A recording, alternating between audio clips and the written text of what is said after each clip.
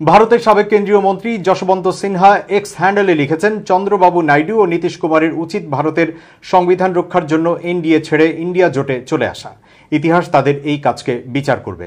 তিনি লিখেছেন, মোদির নির্লজ্জের মতো ভারতের ভবিষ্যৎকে ধ্বংস করে দিচ্ছেন। ইডি, সিবিআই আর আয়কর অভিযানের মাধ্যমে তিনি রাজনীতিবিদ ও ব্যবসায়ীদের উপর আঘাত হানছেন। অবৈধ ইলেকটোরাল বন্ডের মাধ্যমে তিনি টাকার ক্ষমতার অপব্যবহার করছেন। ভোটে জেতার জন্য ও এমপি এমএলএ কেনার জন্য তিনি এটা করছেন। মিডিয়া, আমলাতন্ত্র, নির্বাচন কমিশনকে তিনি নিয়ন্ত্রণ করার চেষ্টা করছেন। ক্ষমতা ধরে রাখার মোহ থেকে তিনি এসব করছেন। মানুষ তথা কথিত দৈব মানুষকে তার নিজের জায়গা দেখিয়ে দিয়েছেন, সেটা হলো ইতিহাসের ডাস্টবিন, যেখানে এর আগে অনেক একনায়ক গেছেন, লিখেছেন যশবন্ত সিনহা। এবারের ভোট কার্যত সব হিসাব ওলট পালট করে দিয়েছে। এ নিয়ে নানা বিশ্লেষণ করা হচ্ছে। রাম মন্দির, সিএএ কোনো ইস্যুই কার্যত কাজ করেনি। উত্তরপ্রদেশেও ভালো ফলাফল করতে পারেনি বিজেপি। এবার নীতিশ কুমার কি করেন সেটাই দেখার বিষয়। চন্দ্রবাবু নাইডুর হাত ধরে অন্ধ্রপ্রদেশে বড় সাফল্য পেয়েছে এনডিএ। বিজেপি ও পবন কল্যাণের জনসেনা পার্টির সঙ্গে জোট বেঁধে অনেকটাই এগিয়ে যায় টিডিপি।